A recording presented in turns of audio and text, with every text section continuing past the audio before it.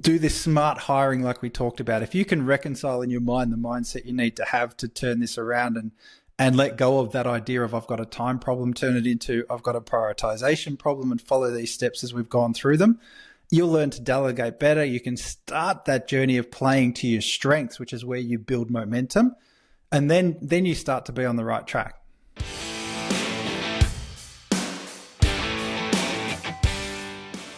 Hi everyone, Rob, Kropp and Dan Stones here from Pravar Group, and welcome back to another episode of The Trade Den. Good to have you back, Dan. How are you?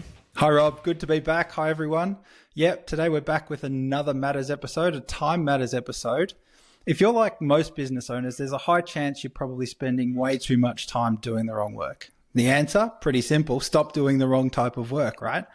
The trick though is knowing how to start. A lot of guys get really stuck on this, but the simplest place that we've found after coaching hundreds of clients through this exact same process and question is really to sit there and say, well, what do you suck at? What do you hate doing the most?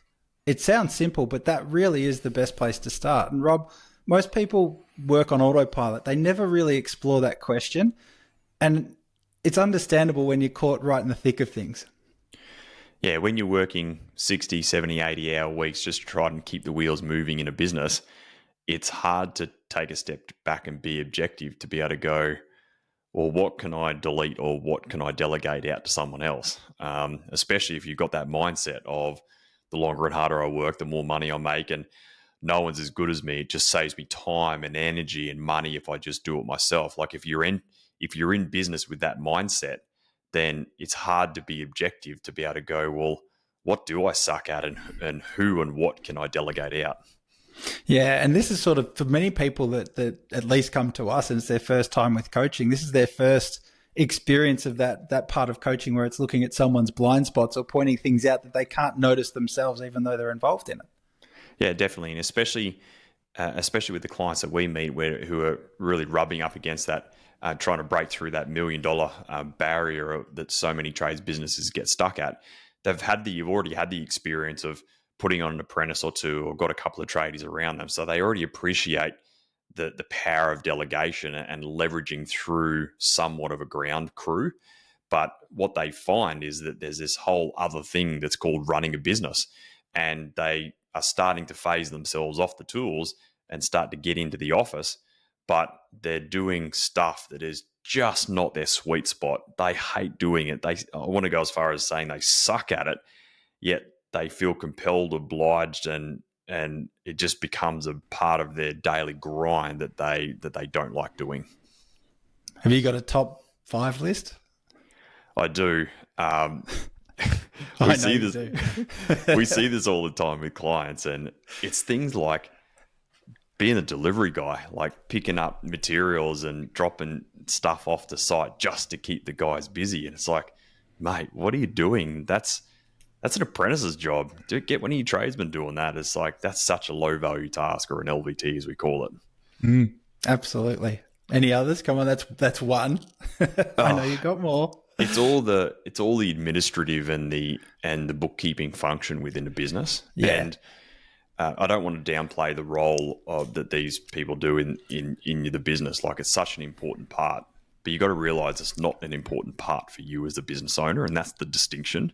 That's an important thing, I think. When we talk low value task, we're not belittling the task itself. It's low value in relation to your role as the business owner and the capacity that you should be operating at within the business, not just the fact that it's easy, it's simple, anyone could do it. It's not low value in that sense. Yeah, correct. It's things like drafting invoices and sending out invoices to customers and following up on accounts receivable and reconciling your transactions and your accounting package. It's dealing with the apprenticeship boards and TAFEs and stuff for your apprentices, ordering material, helping ordering materials or draft quotes or pull together job packs or data entry in your job management system. Like, I could go for days here that this is the role of an admin person and a bookkeeper, and you pay someone $30 to $40 tops for a really, really good person in your business. And they love it. It's their job. It's their profession. It's their career. And they're really good at it. You suck at it. So you got to ask the question, why are you still holding on to it? Because you're not good at it whatsoever. Exactly. And I think this comes down to our second thing we want to focus on, which is knowing the value of your time. But that sort of there's a mindset shift that then has to happen. You have this realization that I suck at it. I shouldn't be doing it. All right. That really feels shitty. But then what happens next is you get this idea, well, I just don't have time. How else would it work? But knowing the value of your time is really important. Yeah, this is a really hard one because when a business owner is at that point where they've got cash flow problems, they will do things to save money. So they will do these tasks to save money, but they struggle with the concept of spending money to buy back time when they don't have any money to spend.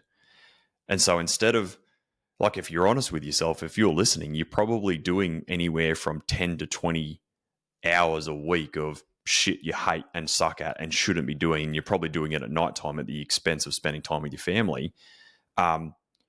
It's that whole mindset shift that instead of doing those things to save money, imagine if you spent $35 an hour for someone to do 20 hours a week, which is $700 a week plus your on costs of that person.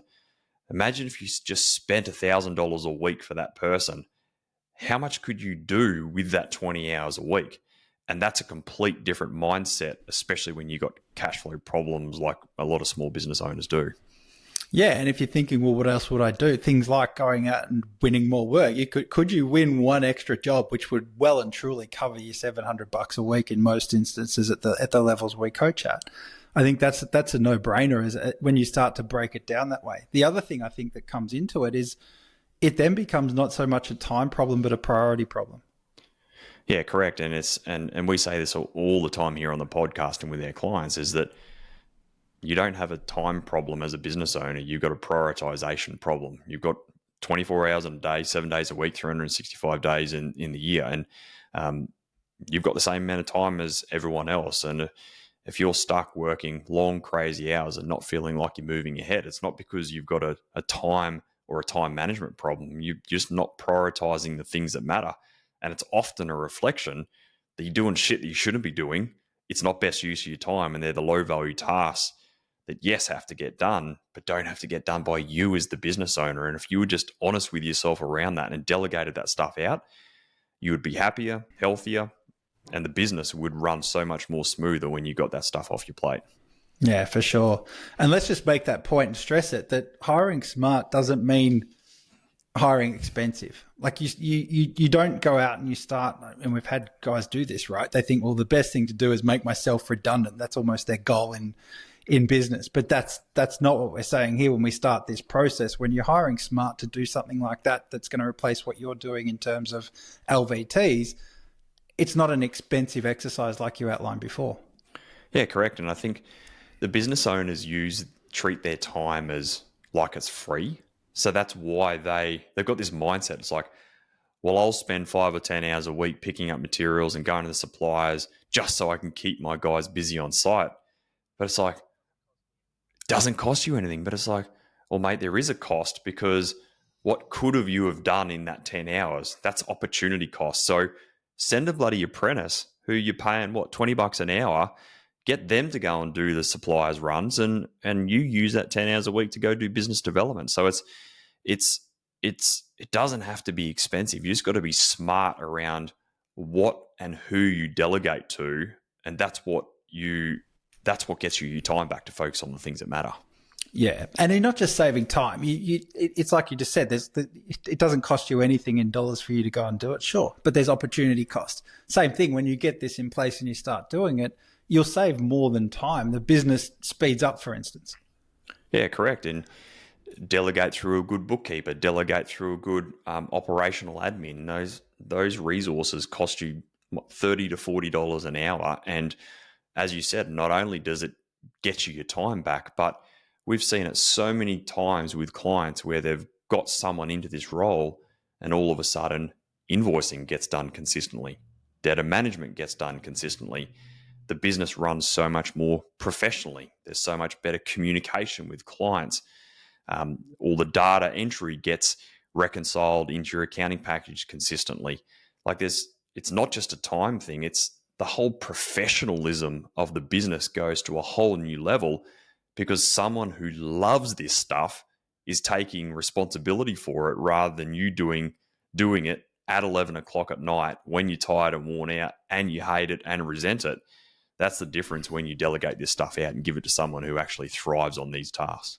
Yeah, things like cash flow improve, profitability improves, your job management improves, the margins get better. You haven't got the wastage because you're now focused on things that you're good at. And I think that brings us to where we want to go is that's the whole goal, is to build a business that's built around what you're great at. And that becomes focusing then on your strengths rather than what you suck at, what you shouldn't be doing. You then turn tail and you go, well, what are the strengths? What am I good at? And where do I need to bleed my time into as you get this time back?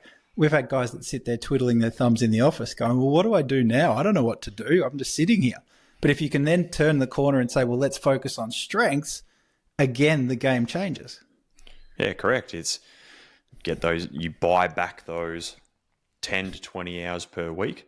That enables you to do more business development. Like imagine if you just blocked out 5 hours a week and connected with builders through Instagram, social media, picked up the phone, started dialing, and you did that week after week after week after week, you'd probably realize you don't have a pipeline and a cash flow problem. You've got the problem of too much work. And so when you buy back your time, you get to focus, as you said, on the things that you love and you enjoy and you're good at, and you feel fulfilled and happy in business because you're doing the good stuff that you really enjoy. So business development and getting into sales and following up on quotes and learning to manage your team and understanding your numbers and actually running the business, or heaven forbid, going to the gym or having hobbies or spending time with your family. Like that's where business and life becomes fun, because you're not bogged down in the shit you hate doing and you're not good at, and it's not the things you wanted to do when you first got into business in the first place. Yeah, 100%. I think then even like focus on your leadership, the things that you're going to enjoy doing, and there's that future that you can see yourself growing into, which is why presumably you started the business in the first place for all that stuff. This is the step that you need to take. Let's look at wrapping this up. I think as final messages go, I think if you're stuck doing what you're bad at, you're always going to be slow. You're going to be stressed. You're going to feel capped out. It's going to feel like you're fighting a losing battle. It's just a never-ending struggle. If you do this smart hiring like we talked about, if you can reconcile in your mind the mindset you need to have to turn this around and let go of that idea of I've got a time problem, turn it into I've got a prioritization problem, and follow these steps as we've gone through them, you'll learn to delegate better. You can start that journey of playing to your strengths, which is where you build momentum. And then you start to be on the right track. Yeah, to build on that, it's that concept we call here at Pravar, which is shed to grow. And you've got to be able to shed things off your plate to be able to make way for things that are going to contribute to the growth. And when you do that, it's not about giving up control. You don't give up control of the running of your business. What you're doing is creating leverage, and leverage is what creates a successful and profitable business, because you've got to remember, one man can only do so much in this business. So it's about hiring well. It's about delegating better. It's about playing to your strengths and getting a great team around you who are going to enjoy what they do and contribute to the success of the overall business. And that's when you create a win-win-win environment where you win, they win, your customers win, and everyone gets to enjoy what they're doing and have an environment where people are happy and healthy. Yeah, that's exactly what it should sound like. And that's exactly the journey we want people to go on. As a call to action today, I was thinking about this. I think let's sort of just couple of quick action steps, but this episode really can be an episode that does flick the switch if you give it the time. It sounds very simplistic, this whole episode, but there's a lot in here and a lot of changes that can come off the back of this one little shift. If you can write down some tasks that you're doing now that someone else should be handling, some things that you really know you shouldn't be doing, and it's the first time you even had that sort of realization outside of the frustration of shit, why am I sitting in traffic delivering materials to site? If you can move beyond that, but if you can actually write some stuff down, that'd be a great first step. And then going from there, it's around, well, what can I do with that? Can I just stop doing it? Can I just stop? It's amazing how much people do that they just shouldn't do and don't need to do. Can I delegate it to someone else, like an apprentice, like you said? Or is it time to go out and look at, hey, can I afford that $35 an hour or whatever, and hire someone in to do this for me?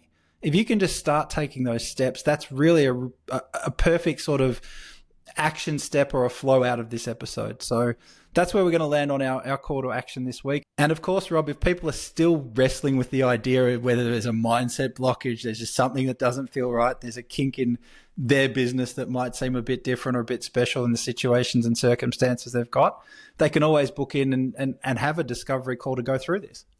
Yeah, jump across to strategysession.com.au, get that discovery call booked in, and let's see if we can identify at least 10 to 20 hours a week of things that you suck, you hate, and you don't want to be doing in your business. And let's see if we can get you to delete or delegate them or hire someone in to be able to get them off your plate so that you can focus on the things that actually matter within your business. That's going to take your business and life to the next level. Hopefully you've enjoyed today's Matters episode around time, and it's really challenged your thoughts around what you are doing compared to what you know you should be doing. If you've enjoyed today's episode, make sure you hit that follow button, and looking forward to coming back to you next week with another episode on The Trade Den. Talk to you then. See you soon.